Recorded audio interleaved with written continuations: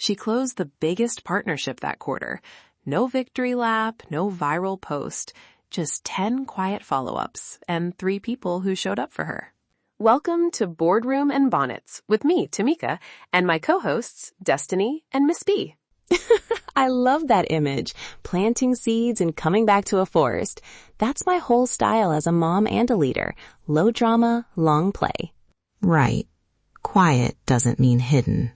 It means being intentional with where you spend your energy so your influence compounds. What I want listeners to walk away with is simple. 3 small muscles you can train this week, so being you becomes an advantage, not a liability. Okay, quick question. When you say muscles, give me one example I can actually do on Monday morning. Do 1 visibility action, a 2-line follow-up after a meeting. Not a manifesto, 1 sentence reminding people of the decision, and 1 sentence with your next step. Ooh, that lands. Short, practical, and not performative. I can send that to a teacher or a stakeholder and not feel like I'm bragging. And while you're at it, name the person who matters in the room. People respond to direct invitations. Call them out and they'll show up. Let's unpack the 3 kinds of quiet capital so these actions feel intentional. Relationship capital, the people who actually pick up the phone for you. Consistency capital, the tiny habits that make you trustworthy. And presence capital, how you land when you walk into a space. A relationship capital, please, tell me the non-flashy version, because networking dinners are exhausting.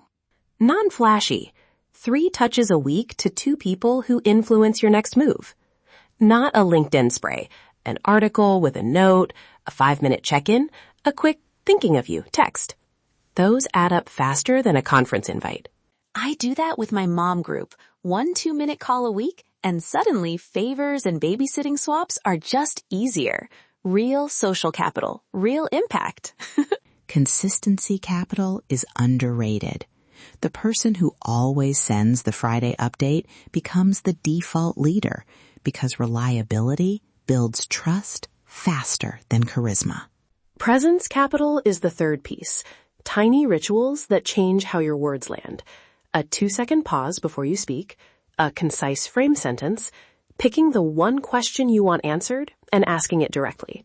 Give me 1 meeting habit I can steal right now. Start with the 2-line leadership memo at the top of your meeting. 1 sentence for the outcome, 1 sentence for the next step. It traps the conversation toward decisions. I wrote 3 short scripts that map to those moves. Try them and see which feels like you. I want to make sure our success here aligns with your priorities. What's most important to you? Ooh, that lands. It's curious and puts the other person on record without being pushy. Here's the decision I recommend and the 1 resource I need to move it forward. Short and decisive. Love it. It leaves no room for vagueness.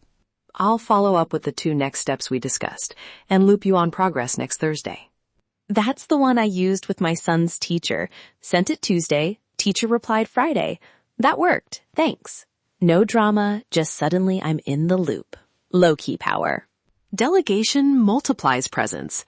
Prep the upstream work, align 2 stakeholders before a meeting, then show up to land the ask. You don't have to do every part to own the outcome. I want to push on something. People argue that if you don't shout, you won't be seen. I'm not ready to accept quiet as the default response to bias. Hold up. You're right to challenge that. Quiet capital isn't never speak up. It's strategic amplification. When silence costs you, show the receipts.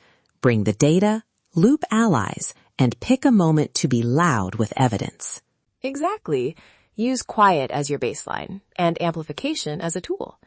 Track small wins so you can point to them when the moment calls for it. What should people measure? Not promotions every week. Concrete, tiny things. 3 micrometrics. 1, visibility action completed this week. 2, relationship touches per week. And 1 delegation or teaching moment. Track those for 4 weeks and you'll see a pattern. We call the 30-minute weekly practice the quiet cap check. 10 minutes to update your 1-line priorities, 10 to schedule 2 stakeholder touches, and 10 to plan one visible but small action. It keeps momentum without burnout. All right, let's make this actionable. 7-day challenge. Pick one script, do one quiet cap check, and delegate one thing at home or at work. Start small, then tell us what shifted. Quick recap. Invest in relationships with low-effort touches, build consistency with tiny habits, and shape presence with small rituals that make your ideas travel farther. And if you need permission to be yourself, consider this it. You can be polished and still protect your bonnet. 2 quick email templates before we go. Visibility. Following our chat, here's the single decision I recommend and the impact we expect. Delegation. Can you own X by Y? I'll support with Z resources. Short, specific, impossible to ignore. Polished in the boardroom, protected in the bonnet. Polished in the boardroom, protected in the bonnet. Polished in the boardroom, protected in the bonnet. Thanks for listening to Boardroom Bonnets. Subscribe so you don't miss future episodes, leave a review, and share this episode with a woman building quietly brave momentum. Try the 7-day Quiet Capital Challenge and tag us with the small wins. You'll be surprised how fast they add up.